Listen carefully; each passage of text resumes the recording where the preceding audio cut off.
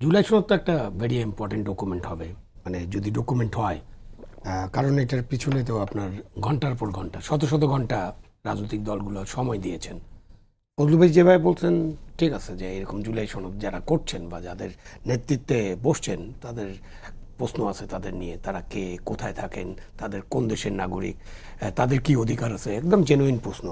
কিন্তু এটার বাইরে তো রাজনৈতিক দলগুলো ঘন্টার পর ঘন্টা ওখানে বসছেন, আলাপ আলোচনা করেছেন।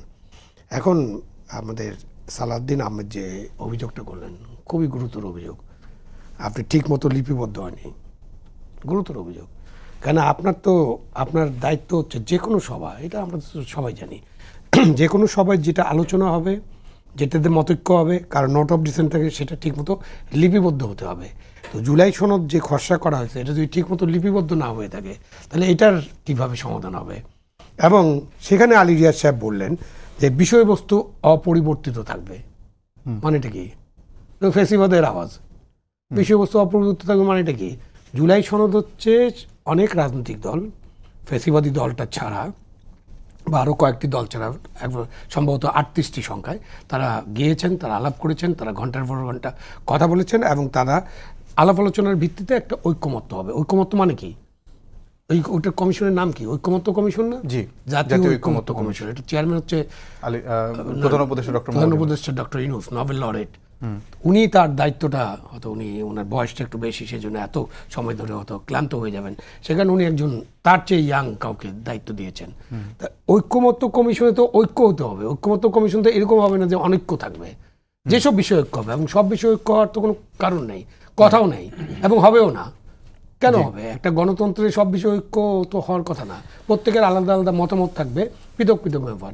এবং সবচেয়ে বড় বিষয়গুলোতে অনেক যেটা ইম্পর্টেন্ট বিষয়, যেগুলো আগামী নির্বাচনের জন্য খুব গুরুত্বপূর্ণ, যে একটা ভালো ভোটের জন্য গুরুত্বপূর্ণ, পরবর্তী একটা ভালো সরকার পরিচালনার জন্য গুরুত্বপূর্ণ, সেগুলোতে আমাদের ঐক্যমত্য হতে হবে।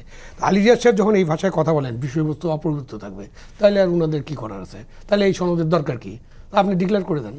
আপনার যদি বিষয়বস্তু অপরিবর্তিত থাকে এবং আপনি যদি মনে করেন ঐক্যমত্য কমিশনের ভাইস চেয়ারম্যান, এবং উনার কথাটাই তো ডক্টর ইউনূসের কথা, তাহলে ডক্টর ইউনূস সাহেব এবং তার সরকার এই সনদ ডিক্লেয়ার করে দেখ। তাহলে এত মানে দুইটি দফায় যেহেতু অনেকগুলো সিটিং হয়েছে, সেই পরিপ্রেক্ষিতে হয়তো উনি বলেছেন যে এখন চূড়ান্ত খসড়া যেহেতু প্রস্তুত হয়েছে, সেহেতু চূড়ান্ত খসড়া যদি ঠিকমতো লিপিবদ্ধ না হয়ে থাকে এবং সেটা অপরিবর্তিত থাকবে, লিপিবদ্ধ হলো না ঠিকমতো, আবার অপরিবর্তিত থাকবে, শব্দগুলো পরিবর্তন করা যাবে এমন উনি বলেছেন। শব্দগুলো পরে এটা কি মানে আমি কি খেলতেছি নাকি? মানে এটা কি কোনো খেলাধুলা নাকি?